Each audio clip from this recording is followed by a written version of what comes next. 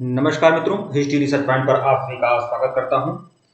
NCERT history class 11th का lectures video चल रहा है। एनसीईआरटी हिस्ट्री विश्व इतिहास के कुछ विषय या पाठ्य पुस्तक है। इस पाठ्य पुस्तक से संबंधित लेक्चर्स वीडियो चल रहा है और यह लेक्चर संख्या 23 है। ठीक है, अगर इसके पहले का वीडियो अगर आप लोगों ने नहीं देखा है तो प्लेलिस्ट में जाइएगा, देखिएगा। तो यह जो क्लासें चल रही हैं, यह विशेष रूप से बीपीएससी और डीएसएसबी पीजीटी हिस्ट्री को फोकस करते हुए यह पूरी क्लास आपकी चल रही है।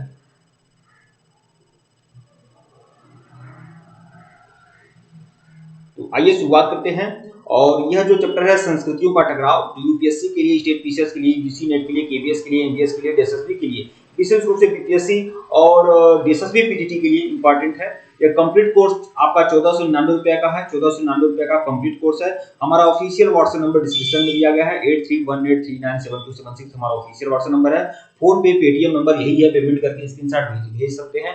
केवल 1499 रुपए का कोर्स है और इसमें एनसीईआरटी हिस्ट्री क्लास 6 से लेकर 12 तक का पूरी टेस्टरी दी जाएगी। पूरा का पूरा पीपीटी नोट्स दिया जाएगा, पूरा का पूरा हैंड रिटन नोट्स दिया जाएगा और कंप्लीट क्लास मिलेगा आप लोग को। तो यह पूरा सीरीज आप लोग देख सकते हैं। तो आइए हम संस्कृतियों का टकराव से संबंधित चैप्टर को देख रहे हैं और आज यह एकदम आखिरी चैप्टर है, मतलब इस चैप्टर का आखिरी लेक्चर है। ठीक है, और इसके पहले का वीडियो नहीं देखे हैं तो प्लेलिस्ट में जाइएगा, देखिएगा। टेलीग्राम बिल्कुल ज्वाइन करेगा। हिस्ट्री रिसर्च पॉइंट का टेलीग्राम बना हुआ है, लिंक डिस्क्रिप्शन में है, आप लोग बिल्कुल ज्वाइन कर लें और बहुत ही बढ़िया बेहतरीन ढंग से यहाँ पर क्लासें चल रही हैं।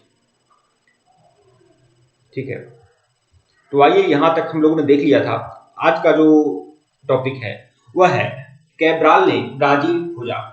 ठीक है, ये थोड़ा मिस प्रिंटिंग हो गया है, ध्यान दीजिएगा। कैब्राल ने ब्राजील खोजा, ये यहाँ तक होगा।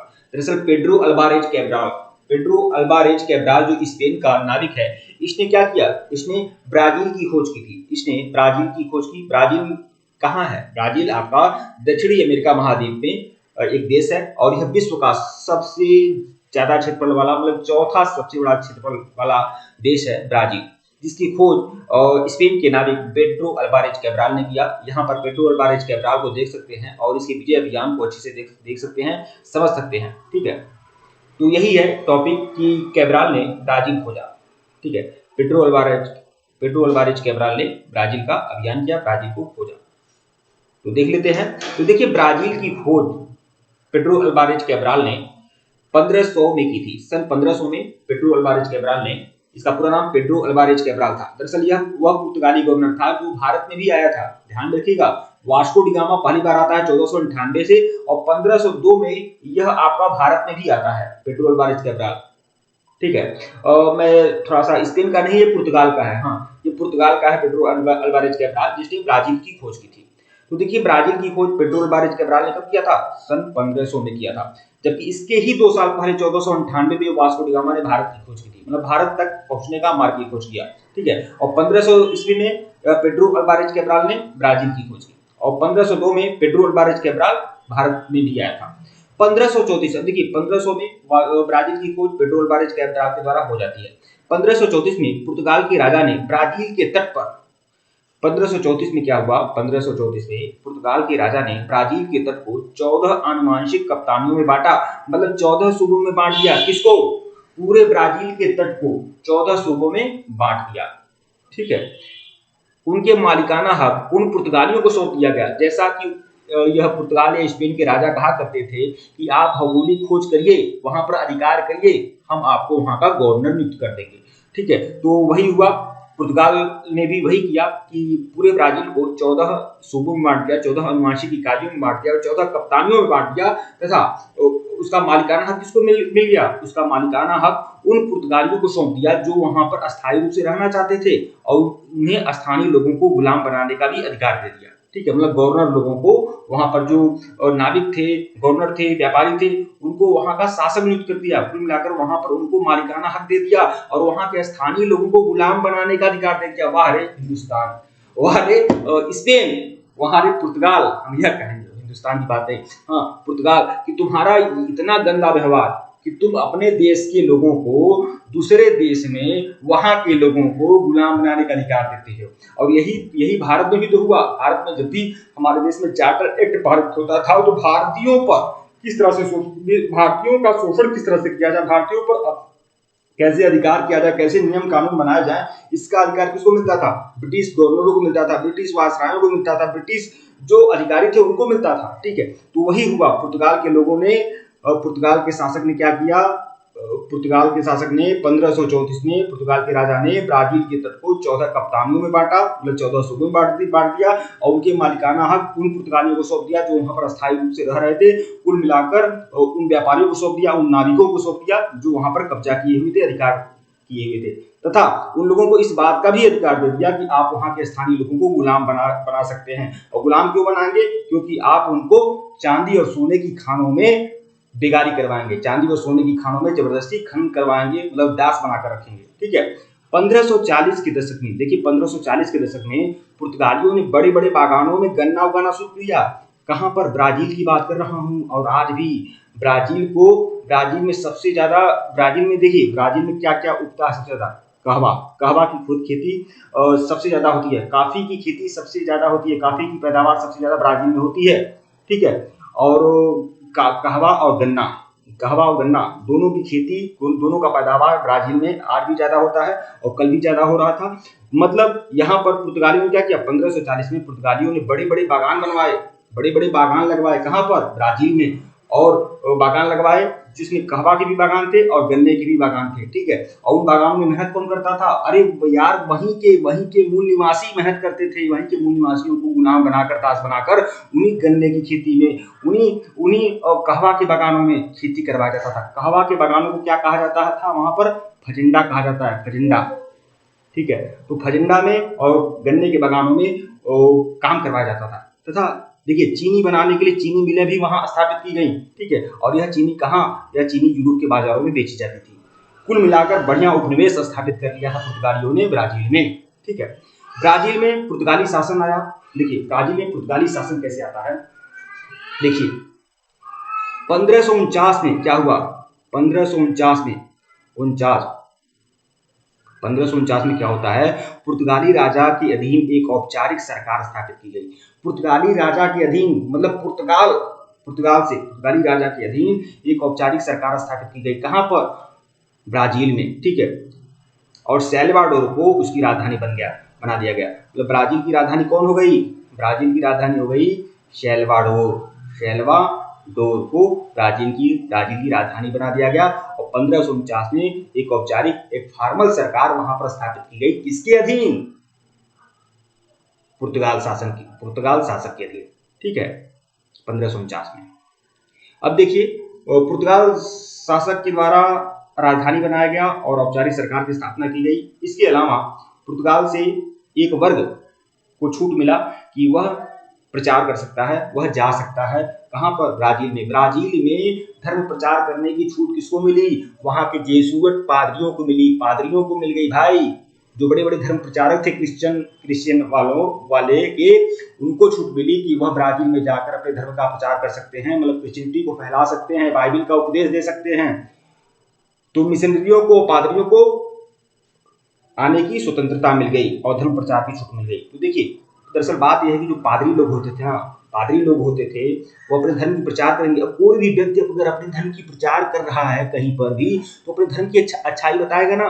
तो जेसुइट पादरी जो थे, जो मिशनरी वाले पादरी थे, मिशनरी वाले धर्म प्रचारक थे, वह लोग थोड़े से सहयोगी विचार के थे। तो वह लोग इस दास प्रथा को, या फिर इस तरह से जो अन्याय किया जाता था, जो हिंसा की जाती थी वहां के मूल निवासियों के साथ, दासों के साथ, इसके वो खिलाफ रहा करते थे। ठीक है, वो हमेशा इस प्रकार की शिक्षा देते थे कि यार, वो मतलब एक तरह से बताना चाहते थे कि यह जो हिंसा हो रहा है ना, ये जो हिंसा हो रहा है और यह लोग जो उन लोगों के साथ गलत व्यवहार कर रहे हैं, दरअसल यह क्रिश्चियनिटी नहीं सिखाती है, यह बाइबिल का उपदेश नहीं है, ये ईसा मसीह का उपदेश नहीं है। दरअसल यह लोग जो हैं, यह लोग का नैतिक व्यवहार गिरा हुआ है, यह लोग क्रिश्चियनिटी के खिलाफ हैं। ठीक है, क्रिश्चियनिटी बहुत अच्छा धर्म है, बाइबिल बहुत अच्छा है, और ईसा मसीह सर्वोच्च हैं, और ईसा मसीह का जो धर्म है ईसाई, वह सर्वोच्च है। और कुल मिलाकर जेसुइट पादरी जो हैं वो उनके साथ हैं। ठीक है, ताकि लोग क्रिश्चियनिटी से लोग क्या हो, लोग प्रभावित हों। तो देखिए, स्पेनी अधिकारी जो थे वह इसके खिलाफ होते थे। ये पादरी लोग जो है ना, ये काम नहीं करने दे रहे हैं, ये हमारे मजदूरों को, हमारे दासों को भड़का रहे हैं। तो स्पेनी अधिकारी जेसुइट पादरी को पसंद नहीं करते थे। क्योंकि यह गांव में रहते हुए यह सिखाते थे पादरी लोग, ईसाई धर्म एक आनंददायक धर्म है। ये धर्म प्रचारक दास प्रथा की भी कड़े शब्दों में आलोचना करते थे। ठीक है, दास प्रथा की आलोचना करते थे और दासों को क्या करते थे, प्रभावित करने का प्रयास करते थे। ठीक है, तो इसीलिए वहां के जो अधिकारी होते थे वो नहीं चाहते थे कि पादरी वाले आए, पादरी आए या फिर ये मिशनरी वाले आए, क्योंकि ये लोग क्या होते थे, खिलाफ होते थे। और भारत में भी देखा गया कि अंग्रेजी शासन के खिलाफ, पुर्तगाली शासन के खिलाफ जब यहाँ पर मिशनरियां आई तो वह मतलब इन लोगों के पक्ष में थी।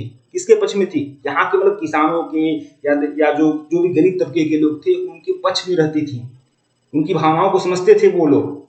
ठीक है, क्योंकि इसलिए भी या दो रीजन हो सकता है, इसलिए भी समझते थे ताकि वो बताना चाहते थे कि देखो यार, यह लोग भले ही क्रिश्चियन हैं लेकिन क्रिश्चियनिटी को फॉलो नहीं करना चाहते हैं। क्रिश्चियनिटी बहुत अच्छा धर्म है, बाइबल सबसे अच्छा है, ईसा मसीह की शिक्षाएं ये नहीं है जिस तरह के यहाँ पर ये अधिकारी लोग कर रहे हैं। तो कुल मिलाकर वह ईसा मसीह को या ईसाई धर्म को फैलाना चाहते थे। ठीक है, तो यात्राओं के परिणाम। अब देखिए, यात्राओं के परिणाम का मतलब ये है कि ये जो नई खोजें हुई हैं, जो उत्तरी अमेरिका और दक्षिणी अमेरिका की खोज हुई है पुर्तगाली व स्पेन के नाविकों के द्वारा, पुर्तगाली व स्पेन के खोजकर्ताओं के द्वारा, जो इतना बड़ा खोज हुआ है, विश्व के 2 बड़े महाद्वीप की खोज हुई और बड़े बड़े साम्राज्य, बड़ी बड़ी सभ्यताएं, इनका सभ्यता, एज़टेक सभ्यता, माया सभ्यता का अंत हो गया। किसके द्वारा, यूरोप के इन दुर्दांत सफेद डाकुओं के द्वारा। ठीक है, डाकू ही तो कहेंगे, इन लोगों ने एकदम जबरदस्त कत्लेआम मचाया था भाई, खत्म कर दिया पूरी संस्कृति को, सभ्यता का नाश कर दिया इन लोगों ने। ठीक है, तो इस यात्राओं का परिणाम क्या था, मतलब इस खोज, ये जो यात्रा हुई है यूरोपवासियों का अमेरिकी महाद्वीप में जो यात्रा हुआ, इसका परिणाम क्या हुआ। तो देखिए, जो अभियान अनिश्चित परिणाम वाली समुद्री यात्राओं के रूप में शुरू हुआ था, मतलब ये जो अभियान जो था, कोलंबस का जो अभियान था, यह अनिश्चित परिणाम वाली समुद्री यात्राओं के रूप में शुरू हुआ था। मतलब कुछ निश्चय नहीं था, बस वो निकल चुका था कोलंबस, और भी भारत की खोज करने के लिए पूरब की तरफ जाना था, पश्चिम की तरफ चल गया। कुल मिलाकर अनिश्चित परिणाम वाली समुद्री यात्रा थी, लेकिन आगे चलकर इसका यूरोप और उत्तरी और दक्षिणी अमेरिका और अफ्रीका पर भी स्थायी प्रभाव पड़ा। मतलब 4 महाद्वीपों पर पूरी तरह से स्थायी प्रभाव पड़ा। ठीक है, क्योंकि उत्तरी और दक्षिणी अमेरिका में दासों को अलग से दासों को लाया गया। कहां से, अफ्रीका महाद्वीप से बहुत सारे दासों को उत्तरी और दक्षिणी अमेरिका में लाया गया मजदूरी कराने के लिए। ठीक है, 15वीं सदी में समुद्री परियोजनाओं ने एक महासागर से दूसरे महासागर तक के अटूट समुद्री मार्ग खोल दिए। ठीक है, अब एक भूल खुल गया सब लोगों का कि सब लोग मतलब 15वीं सदी के बाद आराम से सभी लोग जाने लगे एक महासागर से दूसरे महासागर, मतलब उत्तरी अमेरिका, दक्षिणी अमेरिका और यूरोप के बीच में पूरी तरह से आवागमन होने लगा। ठीक है, सोने और चांदी की बाढ़ ने अंतरराष्ट्रीय व्यापार और औद्योगिकरण का अधिक विस्तार किया। सोने और चांदी की प्रचुरता थी, इतना बड़ा महाद्वीप, विश्व के 2 बड़े महाद्वीप, और अकेले पुर्तगाल और स्पेन, अरे जबरदस्त तरीके से लूट खसोट किए, जबरदस्त तरीके से उन्होंने सोने और चांदी के एकदम पहाड़ ला दिए। ठीक है, और उनका अंतरराष्ट्रीय व्यापार और औद्योगिकरण में भी उनको इससे सहायता मिली, क्योंकि जो यूरोपीय व्यापार होता था वह सोने और चांदी के सिक्कों के साथ होता था। तो अब उनके पास सोने और चांदी का अथाह भंडार था, तो उन्होंने खूब सिक्के ढाले। ठीक है, खूब व्यापार किया, और उनसे क्या हुआ, उनसे पश्चिम के देशों का क्या हुआ, विकास भी हुआ। लेकिन एक बात आपको बता दूं, ये जो उत्तरी अमेरिका और दक्षिणी अमेरिका महाद्वीप की खोज हुई है, इसमें सभी यूरोपवासी इसमें संलिप्त नहीं है, केवल स्पेन और पुर्तगाल, यह 2 छोटे देश हैं, यूरोप के 2 छोटे देश हैं, पुर्तगाल और स्पेन, और इन लोगों ने ही सब खोजें किया है, यह लोग ही। और इस समय देखिए कोई औकात नहीं, मतलब यूरोप के एक अप्रासंगिक देशों में गिनती होती है, यूरोप के अप्रासंगिक देशों में गिनती होती है स्पेन और पुर्तगाल का, जबकि इंग्लैंड का, फ्रांस का, रसिया का, यह बड़े देश हैं। ठीक है, स्पेन और पुर्तगाल ही वह हैं जिन्होंने उत्तरी अमेरिका, दक्षिणी अमेरिका, भारत और विश्व के बड़े बड़े देशों को अपना उपनिवेश बनाया। ठीक है, और इन्होंने, स्पेन और पुर्तगाल ने ही उत्तरी अमेरिका, दक्षिणी अमेरिका के स्थानों को अपना उपनिवेश बनाया और वहां पर भौगोलिक खोज किया, लेकिन इसका लाभ वह नहीं ज्यादा उठा सके। इनके भौगोलिक खोजों का लाभ कौन उठाया? इंग्लैंड उठाया भैया, फ्रांस उठाया भैया, बेल्जियम उठाया, हॉलैंड उठाया, इन लोगों ने उठाया। अरे भारत के परिप्रेक्ष्य में तो देखो, भारत की खोज करने वाले, भारत तक पहुंचने का मार्ग तलाशने वाला वास्को डी गामा पुर्तगाल का था, ठीक है। उसने मार्ग की खोज कर दी, लेकिन उसका फायदा कौन उठाया? इंग्लैंड वाले उठाए। लगभग 300 वर्षों तक यहाँ पर अपना उपनिवेश फैलाया, ज्यादा से ज्यादा माल लेकर चले गए। तो भारत के परिप्रेक्ष्य में भी देखिए, ठीक है। तो इस पे वही कह रहा है कि स्पेन और पुर्तगाल जो थे भौगोलिक खोज जरूर किए, लेकिन इंग्लैंड, फ्रांस, बेल्जियम और हॉलैंड ने इस खोजों का क्या हुआ? लाभ उठाया। देखिए सौदागरों ने बड़ी बड़ी, देखिए बदल दें, चेंज करते हैं। सौदागरों ने मतलब व्यापारियों ने बड़ी बड़ी संयुक्त पूंजी कंपनियां बनाई और बड़े बड़े व्यापारिक अभियान भी चलाए, ठीक है। उपनिवेश स्थापित किए गए और यूरोपवासियों को नई दुनिया में पैदा होने वाली नई नई चीजों, अब यूरोपवासियों को बहुत सारी ऐसी दुर्लभ चीजें भी मिल गई जो नई दुनिया में पैदा होती थी। नई दुनिया का मतलब अमेरिकी महाद्वीप, ठीक है। अब देखिए कौन कौन सी चीजें दक्षिणी अमेरिका, उत्तरी अमेरिका से आई। अब देख लीजिए, तंबाकू, तंबाकू कहाँ होता था? अमेरिकी महाद्वीप में होता था। आलू अमेरिकी महाद्वीप में होता था। गन्ने की चीनी, गन्ना की खेती भी वहीं पर होता था। ककाओ मतलब कॉफी का और रबड़ का, ये सब चीजें आपकी अमेरिकी महाद्वीपों में होती थी। और इससे यूरोपवासी जो हैं, हालांकि गन्ने गन्ने गन्ने की खेती भारत में भी होती थी, लेकिन यूरोपवासी तो जानते नहीं थे उतना, ठीक है। तो यह सब दक्षिणी अमेरिका महाद्वीप में होता था। जब मैं अमेरिका महाद्वीप कह रहा हूं तो उत्तरी अमेरिका और दक्षिणी अमेरिका दोनों को लेकर कह रहा हूं। तो देखिए उपनिवेश जब स्थापित हुए तो यूरोपवासियों को नई दुनिया में पैदा होने वाली चीजों का ज्ञान हो गया, जैसे तंबाकू का, आलू का, गन्ने की चीनी का और ककाओ मतलब कॉफी का और फिर रबड़ का, ठीक है। इसका ज्ञान यूरोपवासियों को हो गया, और जब यूरोपवासियों को हो गया तो उन्होंने विश्व के बाकी देशों को भी इसकी जानकारी दी। उत्तरी अमेरिका, दक्षिणी अमेरिका के मूल निवासियों के लिए इन अभियानों के अनेक तात्कालिक परिणाम हुए। अब उत्तरी अमेरिका और दक्षिणी अमेरिका के जो मूल निवासी थे उनको इस अभियान का क्या परिणाम पड़ा, मतलब उनके ऊपर इस अभियान का क्या प्रभाव पड़ा। देखिए जैसे मार काट के कारण मूल निवासियों की जनसंख्या कम हो गई। अरे भैया 200 लाख की संख्या में वहां पर रेड इंडियन मार दिए गए। यह देखिए यूरोप के बाकी देशों की अपेक्षा, विशेष रूप से इंग्लैंड की बात करेंगे, इंग्लैंड की पद्धति जो रही है थोड़ी सॉफ्ट पॉलिसी रही है, थोड़ी सी सॉफ्ट पॉलिसी रही है, धर्म को लेकर भी और मतलब उपनिवेश को लेकर भी। इसकी अपेक्षा ज्यादा बर्बर अगर यूरोप के देशों में सबसे बर्बर अगर किसी को कहा जाए तो स्पेन और पुर्तगाल थे, और ये साले पक्के धर्मांध थे, बहुत बड़े धर्मांध। इसीलिए पुर्तगाल का नाम पूरा पतन हो गया, एकदम धर्मांधता चरम पे थी। इंग्लैंड के किसी भी गवर्नर ने, किसी भी वायसराय ने, किसी भी छोटे से बड़े अधिकारी ने, इंग्लैंड के किसी भी ऑफिसर्स ने कभी किसी मंदिर या किसी मस्जिद को हानि नहीं पहुंचाई है। लेकिन आपको जानकर हैरानी होगी, पुर्तगाल का जब शासन था, मतलब पुर्तगाल का तो पूरे भारत पर तो था नहीं, लेकिन मुंबई पर, गोवा में कहीं पर इस छोटे छोटे जगहों पर था, तो वहां पर उसने वहां पर मंदिरों को तोड़ा था, सामूहिक मंदिरों को तोड़ने का आदेश पारित हुआ था अल्बुकर्क के समय में। भारतीय महिलाओं को जबरदस्ती,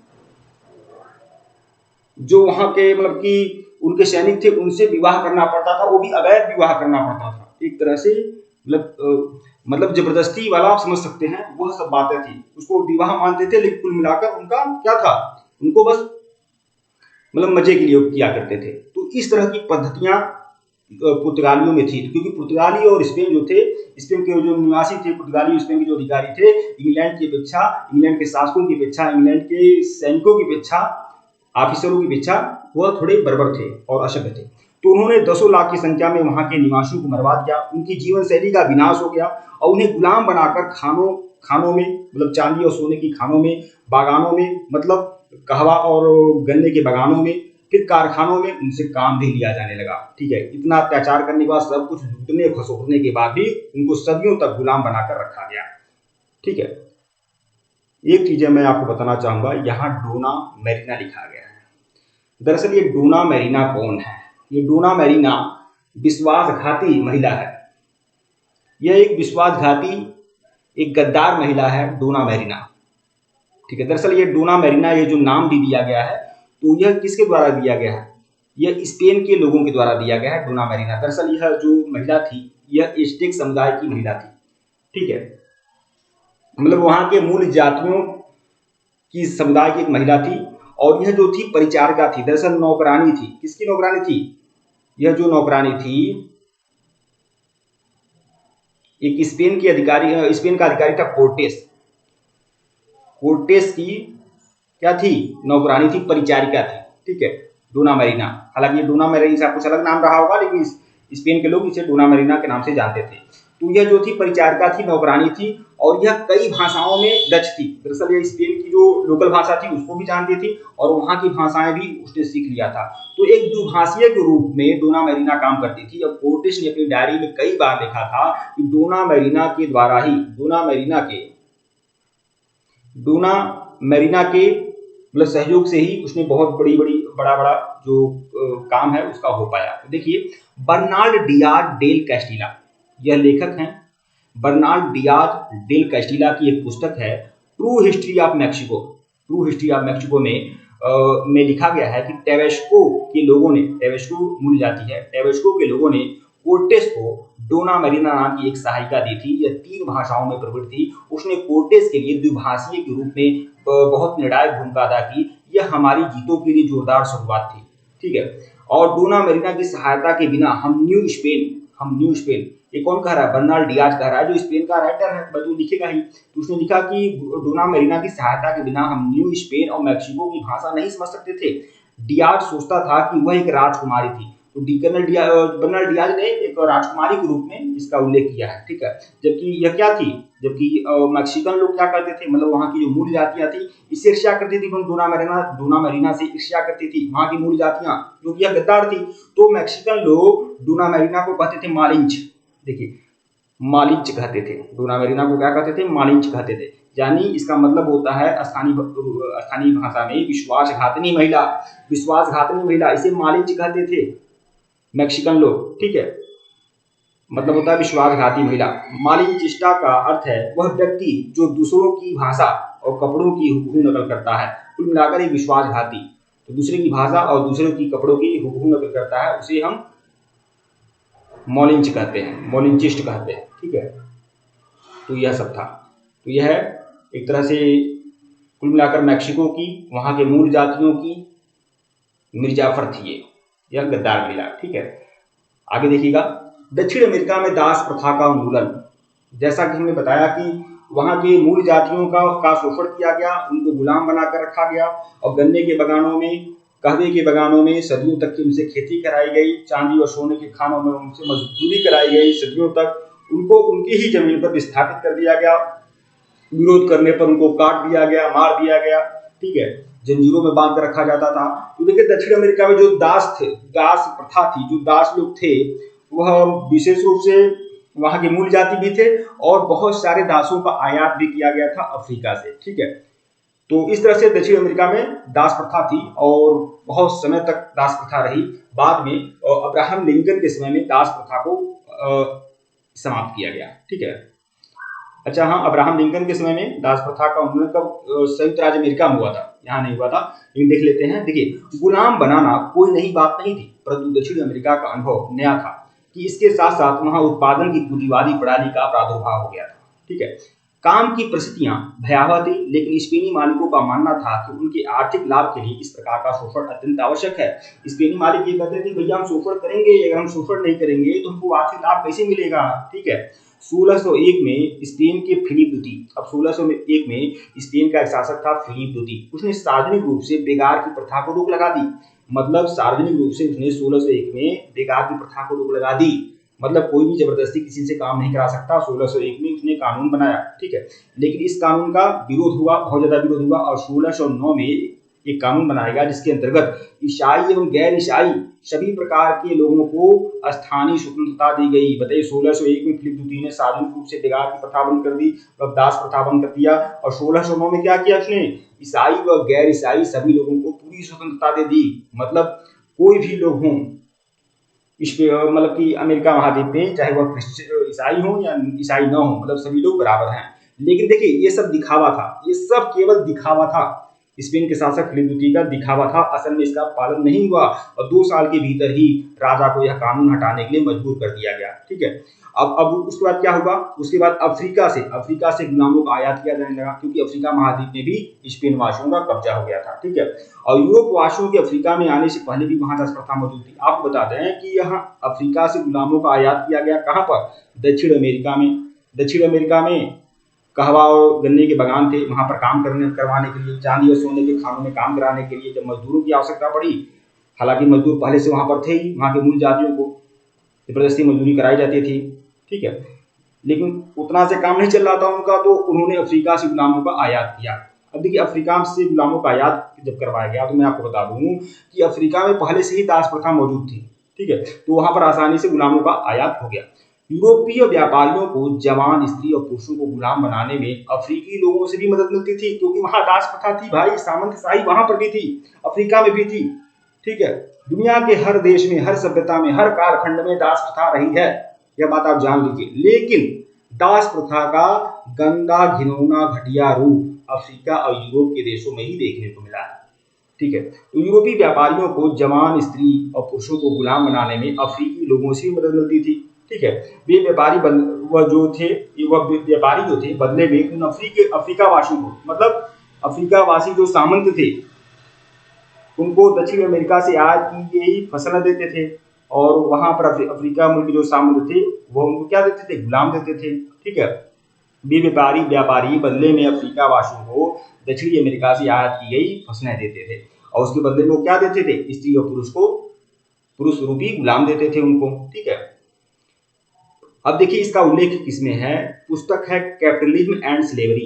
देखिए इस पुस्तक को आप अच्छे से समझ लीजिएगा, यह पुस्तक है कैपिटलिज्म एंड स्लेवरी में अफ्रीकी गुलामों द्वारा सही गई तकलीफों का फिर से जायजा लेने की पहल थी। ठीक है, तो यह पुस्तक है कैपिटलिज्म एंड स्लेवरी, जिसमें अफ्रीकी गुलामों के बारे में कहानी है। कुल मिलाकर इस अध्याय में आप यह जानना है कि जब गुलामों की आवश्यकता पड़ी तो अफ्रीकी गुलामों को आयात किया गया दक्षिण अमेरिका में काम करने के लिए। ठीक है, और अफ्रीका में पहले से दास प्रथा थी, तो वहां के लोग जो थे, वहां के जो सामंत थे, वह खुद दासों का क्या करते थे, दासों को बेच देते थे, और उनको क्या मिलता था, उनको दक्षिण अमेरिका से आयात की गई फसल मिलता था।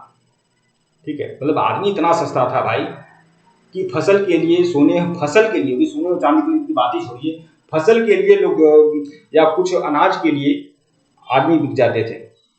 ठीक है, लैटिन अमेरिका, यहाँ पर एक टॉपिक है लैटिन अमेरिका किसे कहा जाता है, मैं आपको बता दूं, लैटिन अमेरिका कहा जाता है ये दक्षिणी अमेरिका को। यह आप मैप देख रहे हैं, इधर तो आपका ये वाला हिस्सा तो आपका क्या है, यह जो आपका संयुक्त राज्य अमेरिका है, ये जो दक्षिणी अमेरिका और यहाँ पर मैक्सिको से लेकर ये जो पूरा क्षेत्र है, इसे हम लैटिन अमेरिका बोलते हैं।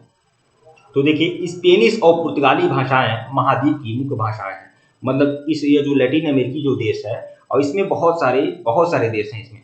ठीक है, 50 से 60 देश हैं, छोटे छोटे। ठीक है, तो स्पेनी और पुर्तगाली भाषाएं, इन लैटिन अमेरिकी देशों में कौन कौन सी भाषाएं चलती हैं, स्पेनी और पुर्तगाली भाषाएं महाद्वीप की मुख्य भाषाएं हैं, क्योंकि भाई यही लोग तो कब्जा किए थे शुरू में, इन लोगों का ही तो अधिकार था, तो स्पेन और पुर्तगाल के लोग ही बाद में जाकर यहाँ पर बस गए इस लैटिन अमेरिकी देश में। ठीक है, तो यहाँ की मुख्य भाषाएं कौन होंगी, तो स्पेनी और पुर्तगाली हैं। ठीक है, स्पेनी और पुर्तगाली दोनों भाषाएं लैटिन भाषा परिवार की ही हैं। ठीक है, यहाँ के निवासी अधिकतर क्या हैं, यहाँ के जो निवासी हैं कौन कौन से, कहाँ के हैं, यूरोप के हैं और अफ्रीका के हैं। देखिए, यहाँ के जो निवासी हैं, लैटिन अमेरिकी जो निवासी हैं, वो कहाँ के हैं, यूरोप के हैं और अफ्रीका के हैं, जिनको संयुक्त रूप से क्रियोल कहा जाता है। यहाँ के निवासी कौन है, क्रियोल हैं। लैटिन अमेरिका देश के निवासी कौन है, लैटिन अमेरिकी जो यह जो पूरा क्षेत्र है, इसके यहाँ के निवासी जो लोग हैं क्रियोल हैं। क्रियोल किसे कहा जाता है, यूरोप और अफ्रीका के मूल जातियों को, मतलब यहाँ के निवासी यूरोपी भी हैं और अफ्रीकी भी हैं, दोनों मिलाकर इनको क्रियोल बोला जाता है। ठीक है, इनमें से अधिकांश लोग जो हैं कैथोलिक धर्मावलंबी हैं। ठीक है, उनकी संस्कृति में यूरोपीय परंपराओं के साथ साथ मिली हुई देशज परंपरा के तत्व भी विद्यमान है। अब आप सोचेंगे भैया कहाँ यूरोपीय और अफ्रीकी मुल्क हैं, तो वहाँ की मूल जातियां भाई उंगली पर गिनी हुई रह गई हैं। वहाँ की मूल जातियों का तो इन लोगों ने विनाश कर दिया इन राक्षसों ने। ठीक है, तो बहुत जैसे उंगली पे गिनी हुई नहीं रह गई हैं, लेकिन समझिए 1% या 2% भी अगर हो वहाँ की मूल जातियां, तो वही बहुत है। ठीक है, पूरे उत्तरी अमेरिका, दक्षिणी अमेरिका महाद्वीप की बात कर रहा हूँ, 1 या 2%, उससे ज़्यादा है ही नहीं। ठीक है मित्रों, वीडियो को लाइक और चैनल को सब्सक्राइब करेगा, टेलीग्राम को बिल्कुल ज्वाइन करेगा, लिंक डिस्क्रिप्शन में दिया गया है। अगर इसके पहले का वीडियो नहीं देखे हैं तो प्लेलिस्ट में जाइएगा, ठीक है, आप लोग जाकर देखिएगा। और जो भी लोग बीपीएससी पीजीटी हिस्ट्री के लिए कंप्लीट कोर्स ज्वाइन करना चाहते हैं वो लोग हमारे ऑफिशियल व्हाट्सएप नंबर पर मैसेज कर सकते हैं। ऑफिशियल व्हाट्सएप नंबर डिस्क्रिप्शन में है और यहाँ पर भी शो हो रहा है, ठीक है, आप लोग मैसेज कर सकते हैं। ठीक है मित्रों, धन्यवाद आप लोग को।